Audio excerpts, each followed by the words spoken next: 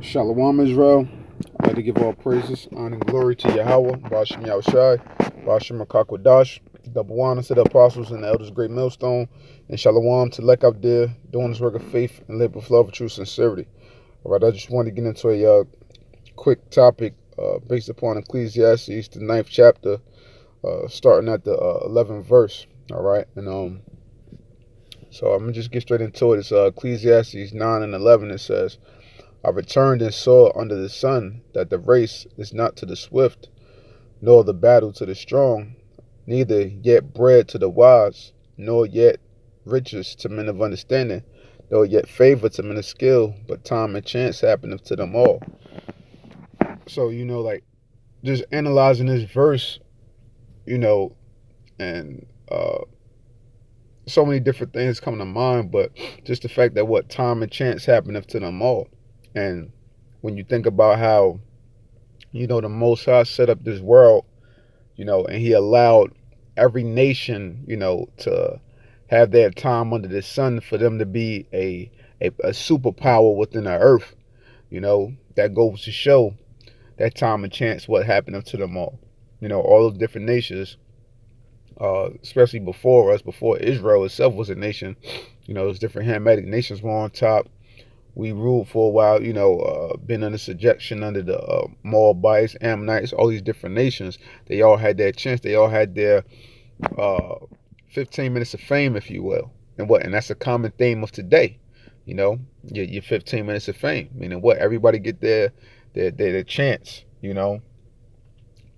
for that so-called 15 minutes of fame, whatever it is that you're looking towards for fame.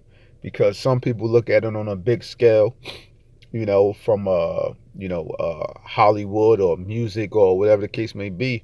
Or some people may just look at it, hey, they might want to be the man at their job or some fucking manager or some low standard shit that, really shouldn't matter. But that's how a lot of people look at things. And, how it said that the race is not to the swift, and just thinking that, because when you young coming into this truth, you have that zeal, for the Lord, and you just try to, do as much as possible, but when you come to find out that this thing is all about, longevity, enduring, you see that what you have to come to grips with, what pacing yourself, you know what I'm saying? Taking your time, but in a timely fashion, doing things according to your spirit, not being too hasty and to burn yourself out. And that's what a lot of people in this world do when it comes towards what that money got. Burning themselves out, thinking that, oh, I got to get to this money now. I got to get to this money now. Not thinking of all the life lessons that come into play, when you're going through different things or you're on certain missions. And it's heavily, heavily applies to us, because we all want out of this hell so bad. And trust me, every single day, I know your brothers feel just how I feel. You went out of this hell so damn bad. It's like, Lord, just if I gotta pray a million times a day or whatever the case may be, Lord, bring the kingdom. We tired of this, But it's still so many life lessons that the Most High wants us to realize, as far as the world, especially as far as ourselves and examining ourselves. So much important things that which we have to know to be able to get to that point to actually receive the kingdom. Along with the prophecies and things like that rolling around. So it's no battle to the strong, no yet bread to the wise, no yet riches to men of understanding. And thinking what a lot of money to the wise. You know, wise men tend to get spoiled from having a lot of money and not leaning upon what actually got them there in the first place. And that's why a reason why a big part of why we have to go through this hell, and a big part of why the Lord hasn't blessed a lot of brothers, with a lot of substance like that. He keeps a lot of brothers content. You're always going to have some brothers that you can lean to for more than others, for that brotherly hand and stuff like that. But on the average level, on the average tip, the Lord going to keep you at a level pace, as far as whatever it is. And every brother's pace, or as far as, financial situation is different. A brother that might got 2 kids, the Lord allow him to get paid more, but it still balances out. Another brother may not have kids, make less, but his still balance out. It all averages up. We all going after the same crumbs within the society, and none of it is truly worth it. But what we have to do in order to get by here in Babylon, while we serve the Lord, Yahweh Shem Yahushua, you know, and yeah, that's it as far as want to expound on that and jump to the read on verse 12. And it says, for man also knoweth not his time, as the fishes that are taken in the evil net, as the birds that are caught in the snare. So are the sons of men snared in an evil time, when it falleth suddenly upon them. And this is the time, what the sons of men are referring to the other nations, and and also what the sons of the wicked, Esau, as well. They caught up in that snare when these evil times are going to suddenly fall upon them.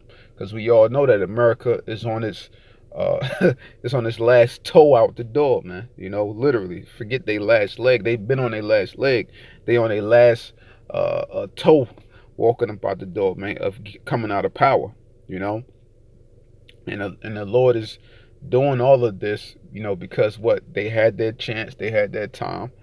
Hey, and now that time is up, man. It's plain and simple. Now it's time for the righteous of the earth, which is Israel, to come back into its rightful stead, as we ought to be, man. And it's only right, by the Lord's grace and by the Lord's mercy, right? So it says, verse 12, this wisdom have I seen also under the sun, and it seemed great unto me.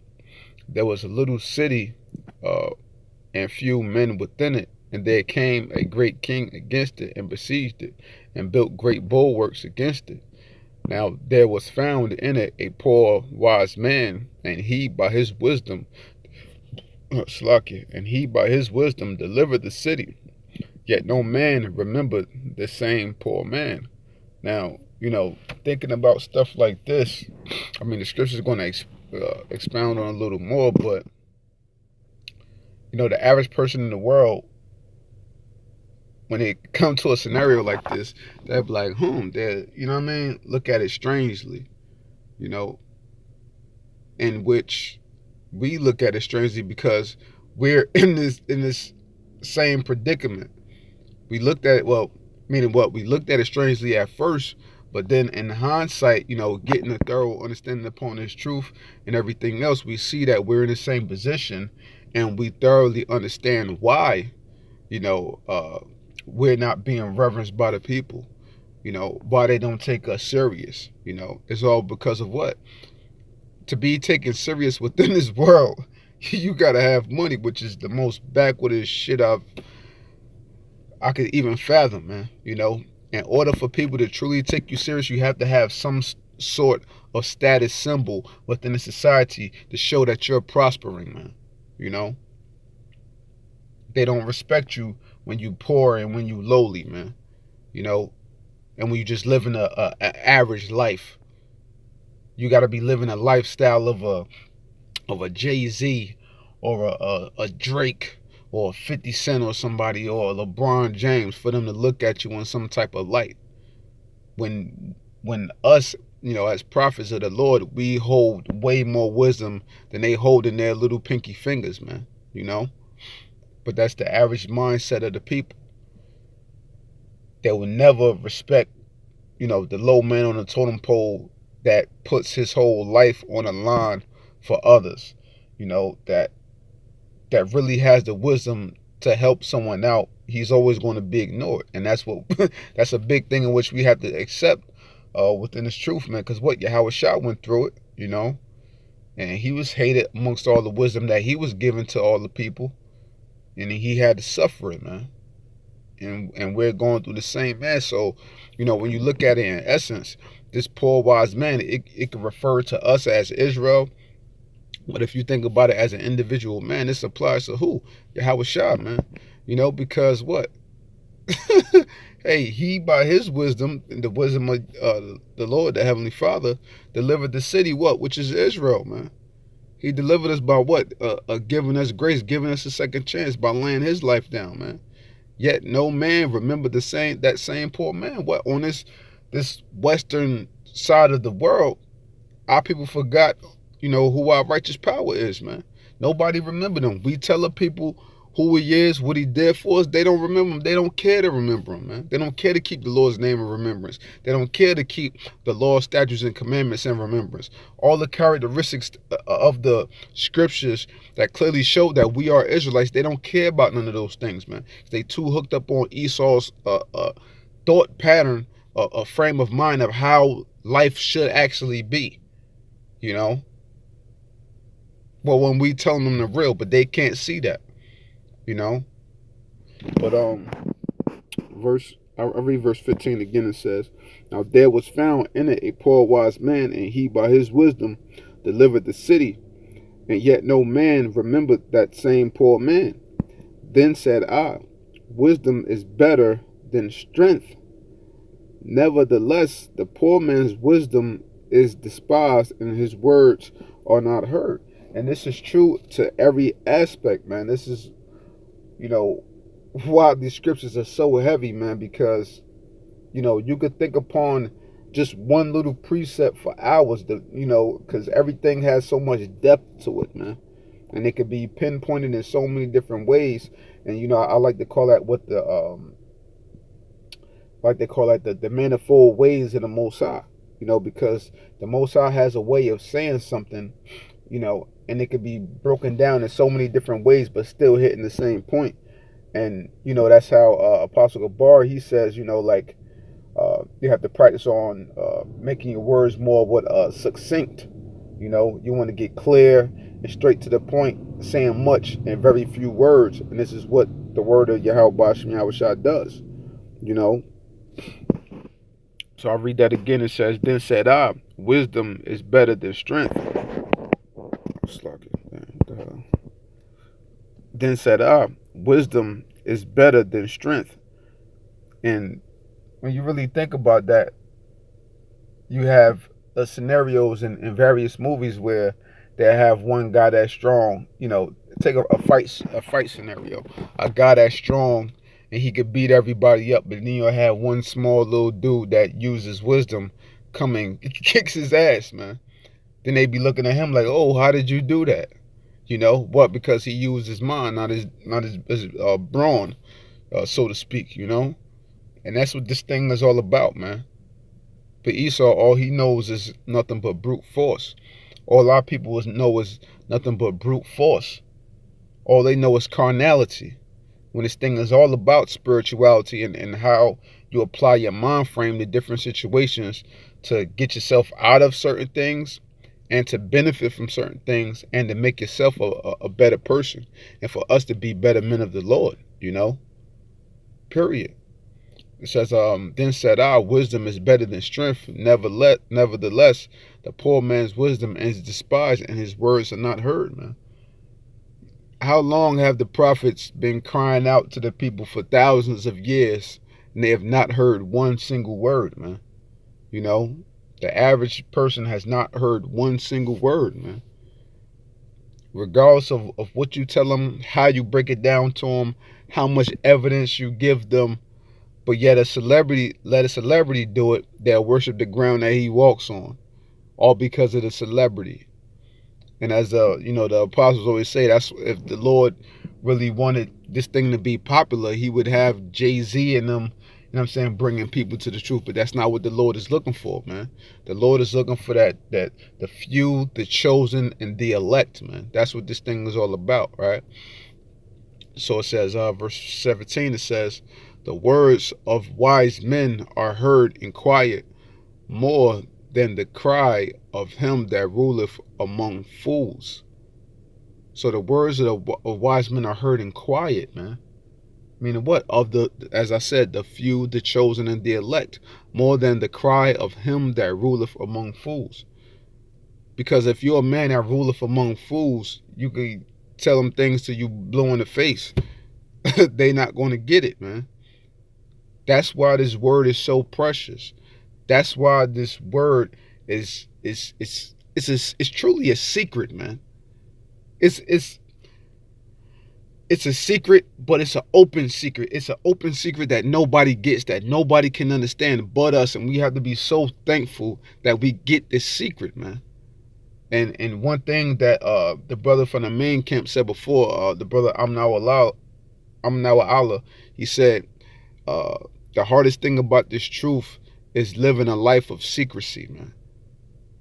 Not that nobody can't see what you're doing. Not that nobody doesn't have the mind capacity to potentially understand what you're doing, but the fact that they can't truly see it with the spiritual eye, the importance of it. And because the Lord haven't given them the eyes nor the ears to see, to hear, to receive the wisdom of the Lord, man. Because he didn't call them to this thing like how he called us, man.